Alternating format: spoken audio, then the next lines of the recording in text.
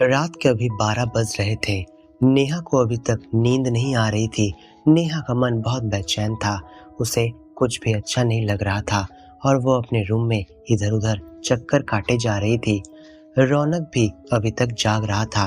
अपनी पत्नी को इस तरह से परेशान देखकर रौनक ने पूछा, क्या कोई बात हो गई है जो तुम इतनी परेशान दिख रही हो? सब कुछ ऑफिस में ठीक तो है ना? पता नहीं रौनक, मेरा मन बड़ा बेचैन हो रहा है, जैसे कि मेरे साथ कुछ अनहोनी होने वाला हो या मेरे परिवार के किसी सदस्य को कुछ हुआ हो। मैं यही सोच रही हूँ कि मम्मी पापा तो ठीक होंगे ना? तुम इतनी परेशान क्यों हो रही हो? सब खैरियत है कि नहीं? यह बात तुम उन्हें फोन करके भी तो पूछ सकती हो। रौनक ने उसे ढाढ़स देते हुए बोला, रात के अभी 12 बज रहे हैं। क्या मेरे माँ बाबूजी अभी फोन उठाएंगे?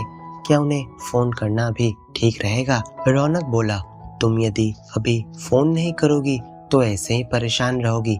इससे अच्छा होगा कि तुम उन्हें एक बार फोन कर लो और उनकी हालचाल पूछ लो। नेहा और रौनक दोनों का प्रेम विवाह हुआ था और इसी वजह से उन दोनों के घर वाले उनसे बहुत नाराज थे। उनके परिवारजन उनसे कोई संबंध नहीं रखते थे, न ही कोई उनसे बात करता था।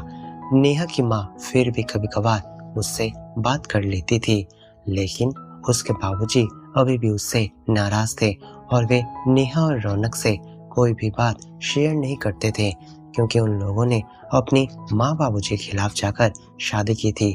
जबकि नेहा के माता पिता सुधा जी और रामनाथ जी चाहते थे कि उनकी इकलौती बेटी नेहा की शादी बड़े धूमधाम से हो, लेकिन नेहा तो रौनक से प्रेम करती थी। सुधा जी और रामनाथ जी को डर था कि कहीं उनकी बेटी कोई गलत कदम ना उठा ले, इसलिए उन दोनों की शादी के लिए उन्होंने हाँ किया था। नेहा ने अब रौनक की बात मानकर अपने माँ बाबूजी को फोन लगाया। हेलो मम्मी, आपकी तबीयत तो ठीक है ना? और बाबूजी, वो तो ठीक है ना? हाँ बेटा, मैं तो ठीक हूँ, लेकिन तुम्हारे बाबूजी, उनकी तबीयत कुछ ठीक नहीं चल रही है। उन्हें पिछले कुछ दिनों से बुखार है।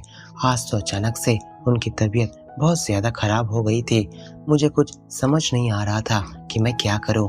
अभी वो थोड़ा आराम कर रहे हैं।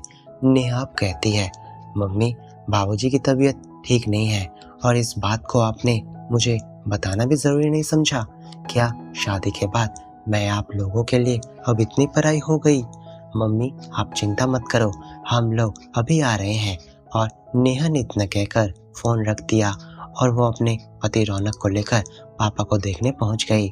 चूंकि रौनक के पास अपनी कार थी, इसलिए उन्होंने जल्दी से रामनाथ जी को नजदीकी अस्पताल में भर्ती करवा दिया।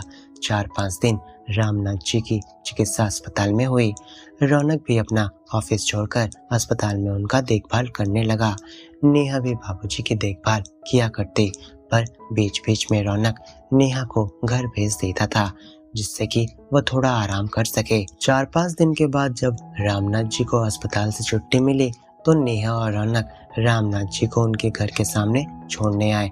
तब रामनाथ जी रौनक के सामने आकर खड़े हो गए और हाथ जोड़कर धन्यवाद कहा और कहने लगे कि यह जो आपने इतना बड़ा एहसान किया है उसे मैं कभी नहीं भूलूंगा। तब रौनक ने कहा, ये क्या कह रहे हैं आप तो मेरे पिता है और पिताजी पर कोई बेटा एहसान नहीं करता, बल्कि ये तो मेरा फर्ज था। आपसे तो हमें माफी मांगनी चाहिए कि हमने आपका बहुत दिल दुखाया है।